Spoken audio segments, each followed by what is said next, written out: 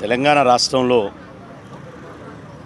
22 లక్షల మంది ఉన్నత విద్యను అభ్యసిస్తున్నటువంటి పేద ఎస్సీ ఎస్టీ బీసీ ఈబీసీ విద్యార్థులకు గత 4 సంవత్సరాల నుండి ప్రభుత్వాలు ఫీజుల రియంబర్స్మెంట్ బకాయిలు విడుదల చేయకపోవడంతో ఈరోజు ఉన్నత విద్యను ముందుకు కొనసాగించలేకపోతుంది. 22 మంది పేద విద్యార్థులు ఇప్పటికీ ఆత్మహత్య చేసుకున్నారు. దీన్ని చూసి ఇవాళ బీసీ విద్యార్థి సంఘం ఆధ్వర్యంలో హైదరాబాద్లోని ఇందిరా పార్క్ వద్ద ఫీజు పోరు దీక్షను ఇవాళ నిర్వహించడం జరిగింది. ఈ ఫీజు పోరు దీక్షకు అఖిలపక్ష పార్టీల నాయకులు, బీసీ ఎస్సీ ఎస్టీ విద్యార్థి జేఏసీ సంఘాలు, అదేవిధంగా మేధావులు, విద్యావేత్తలు ఈ సమావేశానికి ఈ దీక్ష హాజరు కావడం జరిగింది. ప్రధానంగా మా డిమాండ్ ఒకటే, ఉన్నత విద్య అనేది ప్రాథమిక విద్య అయినా ఉన్నత విద్య అయినా ఇలా ప్రభుత్వాలు కల్పించేది వాళ్ళ దయాదాక్షిణ్యాల మీద కాదు, ఇది రాజ్యాంగబద్ధమైన హక్కు. ఈ దేశంలో పుట్టిన ప్రతి పౌరునికి ఇలా చదువుకునేటువంటి భరోసా కల్పించాలి, విద్యను ఒక హక్కుగా చూడాలి. ఈ ఫీజుల రియంబర్స్మెంట్లు కానీ స్కాలర్షిప్లు కానీ ఇది సంక్షేమ పథకాలు కావు, మానవ వనరుల మీద పెడుతున్నటువంటి అభివృద్ధికి పెడుతున్నటువంటి పెట్టుబడిగా చూడాలి తప్ప దీన్ని వ్యాపార కోణంలో చూడొద్దు. అందుకోసం కాంగ్రెస్ ప్రభుత్వం ఇలా మేము డిమాండ్ చేస్తున్నాం, మీరు తక్షణమే తెలంగాణలో ఉన్నటువంటి పేద విద్యార్థుల ఫీజుల రియంబర్స్మెంట్ నిధులు విడుదల చేయాలని చెప్పి డిమాండ్ చేస్తున్నాం. ఫీజుల రియంబర్స్మెంట్ నిధులు విడుదల చేయాలని మేము డిమాండ్ చేస్తుంటే ముఖ్యమంత్రి ఉప ముఖ్యమంత్రి రేవంత్ రెడ్డికి బట్టి విక్రమార్క గారికి మనసు రావడం లేదు. బడా కాంట్రాక్టర్ల మీద ఉన్న ప్రేమ బడుగు విద్యార్థుల మీద లేదు. వాళ్ళ అధికారంలోకి వచ్చి 2 సంవత్సరాలు అయింది. రేపు 16వ తారీఖు నాడు 3వ బడ్జెట్ ప్రవేశపెట్టబోతున్నారు. ఈ 3వ బడ్జెట్ ప్రవేశపెట్టుతున్న ఈ సందర్భం లోపల వాళ్ళ అధికారంలోకి వచ్చిన తర్వాత 70,000 కోట్లు బడా కాంట్రాక్టర్లకు అప్పనంగా కట్టబెట్టారు. పేద విద్యార్థులు 22 లక్షల మంది చదువుకునే విద్యార్థులకు ఎంత ఇచ్చేది? కేవలం 7,500 కోట్లు మాత్రమే. 7,500 కోట్లు పేద విద్యార్థుల చదువుకు ఇవ్వమంటే వాళ్ళకి మనసు ఒప్పదు, మనసు రాదు. అదేవిధంగా కాంట్రాక్టర్లకు మాత్రం 70,000 కోట్లు ఇస్తారు. అంటే కాంట్రాక్టర్లకు ఇస్తే కమిషన్లు వస్తాయి, పేద విద్యార్థులకు ఇస్తే కమిషన్ రావనే ఉద్దేశం ఇలా స్పష్టంగా కనబడుతుంది.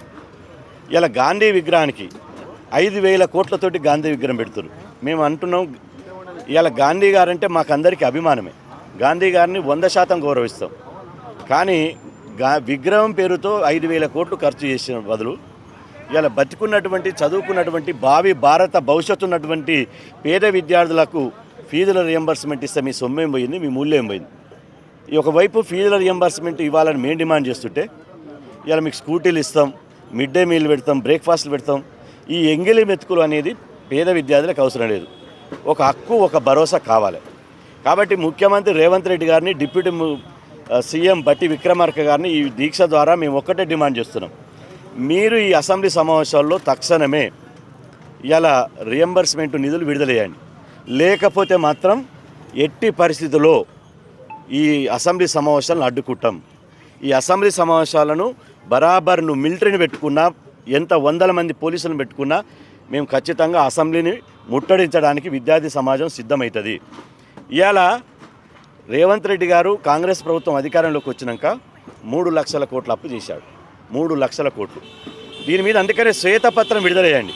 మీరు అధికారంలోకి వచ్చిన తర్వాత ఏ వర్గానికి, ఏ సంక్షేమ పథకానికి ఎవరికి ఎంతెంత కేటాయించారు, ఎంతెంత ఖర్చు చేశారు, పేద విద్యార్థులకు ఎంత ఇచ్చారు, మీరు మీద సంక్షేమ శ్వేతపత్రం విడుదల చేయండి.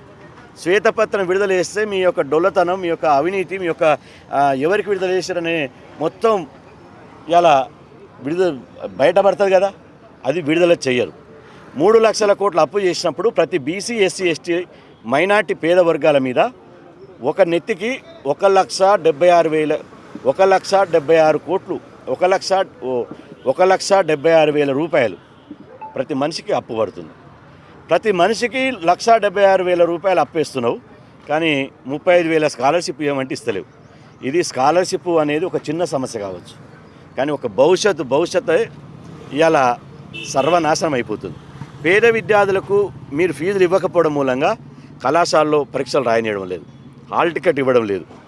22 లక్షల మంది పేద విద్యార్థులు గోసపడుతున్నారు. ఎవరికి చెప్పుకోవాలనో తెలియదు. చదువును ముందు కొనసాగించలేక సగం మంది వేల మంది చదువును మధ్యలోనే వదిలేసి మళ్ళీ కులవృత్తిలో మగ్గిపోతున్నారు. చాలామంది ఇవాళ డ్రగ్స్కు గంజాయికి అడిక్ట్ అయిపోతున్నారు. మరి ఒకవైపు ప్రపంచంలో ఏఐ ఆర్టిఫిషియల్ ఇంటెలిజెన్స్కు భారతదేశం మొన్న వేదికైంది. గౌరవ ప్రధాని నరేంద్ర మోదీ గారిని నేతృత్వంలో ఏఐ సమ్మిట్ పెట్టి, వరల్డ్ వైడ్ సమ్మిట్ పెట్టి, భారత విద్యార్థులారా మొత్తం ఏఐ వైపు పరుగులు పెట్టండి, ఏఐదే భవిష్యత్ అన్నారు. నువ్వు డిగ్రీ పీజీకి ఇంజనీరింగ్ చేస్తే పేద పిల్లలకు ఫీజులు రియంబర్స్మెంట్ ఇస్తలేవు, ఏఐ చదువులు ఎట్లా చదువుతారు? అంటే మీ పిల్లలు మాత్రం ప్రపంచంలో అభివృద్ధి చెందిన అమెరికా లాంటి, ఆస్ట్రేలియా లాంటి దేశాల్లో చదువుకోవచ్చు, ఇక్కడ చదువుకున్నటువంటి పిల్లలకు ఫీజులు రియంబర్స్మెంట్ ఇవ్వడం లేదు. రక్తాన్ని నమ్ముకొని పిల్లలు ఫీజులు కట్టుకుంటున్నారు. ఇవాళ రక్తాన్ని నమ్ముకోలేని వాళ్ళు చనిపోతున్నారు. తెలంగాణ రాకముందు ఇదే విద్యార్థి లోకం కాసో శ్రీకాంత్ నుంచి ఇవాళ సిరిపురం యాదవ్ వరకు 1100 మంది విద్యార్థులు బలిదానాన్ని చేస్తే ముఖ్యమంత్రి పీఠం మీద మీరు కూర్చున్నారు. ముఖ్యమంత్రి పీఠం మీద కూర్చొని ఏ విద్యార్థులు అయితే బలిదానాలు చేసి తెలంగాణ రాష్ట్రాన్ని సాధించారో ఆ విద్యార్థుల మీద మళ్ళీ వాళ్ళ ఆత్మహత్యలు చేసుకునే విధంగా, వాళ్ళ చదువులు భంగపడే విధంగా, వాళ్ళకు కొలువులు లేక, బతుకు భరోసా లేక విద్యార్థి లోకాన్ని అరిగోసపెడుతున్నారు. మీరు ఏ విద్యార్థుల బలిదానాల త్యాగాలతోటి మీరు ముఖ్యమంత్రి పీఠం మీద కూర్చుర్రో ఆ విద్యార్థులను విస్మరిస్తున్నారు. ఇది మంచి పద్ధతి కాదు. ఈరోజు వచ్చినటువంటి ఈ ధర్నా, ఈ దీక్ష జరిగినటువంటి స్పందన చూసుకో.